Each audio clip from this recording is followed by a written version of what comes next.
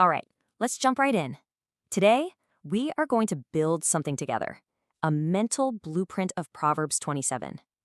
We're going to take this ancient chapter and turn its wisdom into a series of images so vivid, so memorable, that you literally won't be able to forget them. So here's how we're going to tackle this. We're building this blueprint in three main parts. First, we'll lay the foundation, which is all about your inner world, your character. Then we'll build on that by looking at relationships. And finally, we'll see how to put it all to use in the real world. Our journey kicks off exactly where it has to, on the inside. This first section is all about those core principles that define who you are, especially when nobody's watching. Okay, first up, verse 1. It's about being humble about the future. Picture this. A person is standing there, so proud, holding a perfect, detailed blueprint that says tomorrow on it. They've got it all planned out. And then, whoosh, a huge gust of wind just rips it right out of their hands and sends it flying off. They've got absolutely no control. Then we get to verse 2, which is about being humble right now. It's really about letting your actions do the talking for you. The mental picture here is actually kind of funny. Imagine a guy trying to pin a big, shiny metal on his own chest. It's awkward, he's fumbling with it, and it just keeps falling off. Clink, clink. Then a total stranger walks up, picks up the metal, and pins it on him. And this time it sticks perfectly. See the difference? Moving on to verse 3, we get this incredible image of the crushing weight of anger. Imagine a stage. On it, a strong man easily lifts a giant boulder labeled stone and a massive bag labeled sand. No problem. But then he turns to this tiny little rock on a pedestal. It's glowing red and labeled Fool's Wrath. He goes to pick it up and he can't even move it. It's impossibly heavy. And verse 4 takes that idea even further. You think anger is bad? Check this out. First you see a raging river just flooding everything. That's anger.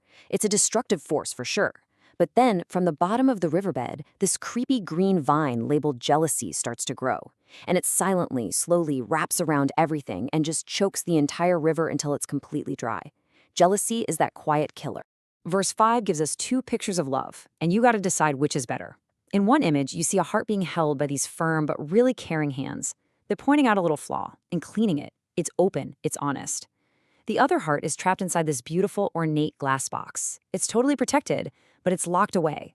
The love is there, but it can't be reached. It can't help. And verse 6 just doubles down on that exact same idea. True friendship isn't always about being comfortable. So picture a friend carefully cleaning and bandaging a small cut on someone's arm. Yeah, it stings for a second, but then it heals up perfectly. Now contrast that with an enemy who gives you this big, warm hug, but when they pull away, they've left this sticky, shadowy slime on your back. Now this is all about perspective. Verse 7. We see a person who's clearly full and content. They just wave away this beautiful, golden, dripping honeycomb. They just don't want it. Right next to them is someone who's obviously starving. They find this bitter-looking root on the ground, but when they take a bite, you see it transform into a sweet, glowing fruit right in their mouth. Your situation changes how you see everything. Then verse 8 hits us with this powerful image about being disconnected. It's a scene of total contrast. On one side, you've got a single bird, lost, flying around in a dark and stormy sky, just getting battered by the wind. On the other side, there's this strong, cozy nest in a tree, with another bird tucked safely inside, while the storm just rages harmlessly around it. There's safety and belonging. Okay, so we've laid the foundation inside ourselves. Now let's zoom out and see how this blueprint expands. We're moving on to the crucial role that other people, our companions, play in our lives. Verse 9 is just beautiful. It compares good, heartfelt advice to something that brings pure joy. You see a person's heart, but it looks like a big, gray, dull rock. Then a friend starts speaking, and their wise words look like golden light flowing into that rock, causing it to glow brighter and brighter until it's a brilliant, sparkling diamond. And then verse 10 gets super practical. Picture this. A guy stumbles and falls face first in a muddy field during a storm. Way off in the distance, on a sunny helm, his brother sees him and gives a cheerful wave. Great, but he's too far away to help. Right next to the fallen man, though, a neighbor is already there, reaching out a hand to pull him up while holding an umbrella over his head. Presence matters more than relation. Verse 11 shows the incredible ripple effect of our wisdom. A father is standing there while people are firing these flaming arrows of criticism at him. But because his son has been acting wisely, the father's heart literally starts to glow, and it transforms into this shining golden shield that just effortlessly deflects every single arrow. A child's wisdom can be a parent's best defense. And verse 12 is like a classic fable about foresight. You see a path that splits in two. One traveler sees the shadow of a wolf up ahead on the path. What does he do? He immediately ducks behind a big rock to hide. The second traveler, though, he's just strolling along, whistling, not paying any attention, and he walks right into a hidden trap that springs up from the ground. Okay, verse 13 gives a pretty stern warning about being financially reckless. You see a man foolishly hand over his only warm coat as collateral for a stranger's bet. Then the scene shifts to nighttime, and you see that same man just shivering in the bitter cold. He lost his only protection because he guaranteed something foolish. Now, verse 14, oh man, this one is just about having good social awareness, and the image is hilarious. Someone is sleeping peacefully in their bed, the sun is just starting to come up, all of a sudden their friend bursts into the room with a megaphone, puts it right by their ear and screams, "Have a great day." The sleeper jolts awake, and the look on their face is not gratitude, it is pure rage. Timing is everything. You know that one sound that can drive you absolutely crazy? That's verse 15. Picture someone trying to read a book in a quiet room, but from the ceiling, there's this one drop of water that keeps falling into a metal bucket right beside them. Plink, plink, plink. That constant, maddening noise makes it completely impossible to focus on anything else. And if you think that sounds bad, verse 16 basically says, good luck trying to stop it. You see a person desperately trying to catch the wind in a net. It's impossible. Then they try to get a firm grip on a handful of slippery oil, but it just oozes through their fingers no matter how hard they squeeze. Some things are just beyond your control. And all of this brings us to what is maybe the most famous verse in the whole chapter, verse 17. The image is so clear. On one side, you have a single iron sword. It's rusty, it's dull, it's totally useless. On the other side, you have two swords clashing against each other. Sparks are flying everywhere.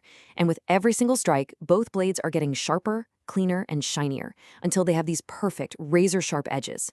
We need that friction. We need each other to be at our best. Verse 18 is the simple, powerful lesson about diligence. In a little time lapse, we watch a patient gardener tend to a tiny fig tree, day in and day out, watering it, pruning it.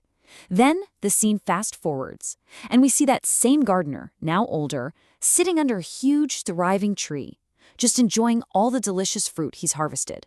The work pays off. And verse 19 gives us this really profound image about who we really are. A person is kneeling by a perfectly still pool of water. They look in, but the reflection staring back at them isn't their face. It's a clear image of their true heart. Maybe it's a courageous lion, or a scared little mouse, or a gentle lamb. The water reflects what's truly on the inside. Okay, so we've got the foundation of character. We understand the power of companionship. Now for the big question. How do we actually use all this? This final section is all about putting this wisdom into action in our daily lives. Verse 20 paints this, frankly, kind of creepy picture of human desire. You see a pair of eyes, but where the pupils should be, there are two swirling black holes, and they're just constantly sucking in everything around them. Cars, houses, money, gadgets. But no matter how much stuff they pull in, the eyes never look full. They're never satisfied. But then, verse 21 shows us the path to finding true value. We're in a smith's workshop. He takes this ugly lump of ore and puts it in a crucible, in a fiery furnace. And we watch as the intense heat burns away all the impurities, all the junk, leaving behind nothing but a pool of pure, shining gold. Our real character is revealed through testing. Have you ever felt like you're talking to a brick wall? Well, that's exactly what verse 22 is about. The visual is perfect. Someone is grinding wheat into flour with a mortar and pestle. But mixed in with all the grain is this one hard little pebble. As they grind away, the wheat turns to fine powder, but that pebble, the fool, just keeps rattling around in there, completely unchanged. So the chapter starts to wind down by bringing us back to this theme of practical, hands-on diligence. Imagine an old shepherd carefully walking through his flock. He's not just counting sheep. He's looking at each one, checking them over, making sure they're healthy. He knows his business inside and out. And verse 24 tells us exactly why that kind of attention is so critical. You see this magnificent, jewel-encrusted crown sitting on a pillow. But as we watch in a time lapse, it starts to tarnish, the jewels fall out, and the whole thing just slowly crumbles into dust. Even the greatest power and wealth don't last forever. And finally, verses 25 through 27 just show us the beautiful payoffs of all that hard work. It's like a chain reaction. Because the shepherd was diligent, the fields are ready and new grass grows. And from that one act of care, everything else flows. The lambs provide wool for clothing, the goats provide resources, and the whole family has plenty of food to eat. It's a complete picture of security that all comes from paying attention. So when it's all said and done, this ancient blueprint isn't really just about farming, is it? It's about a timeless principle. So the last question is for you. What are your flocks? What are the herds in your life today that need your focused, diligent attention? Is it your career, your finances, your family, your health, your skills? What's the one thing that needs your care right now to secure your future?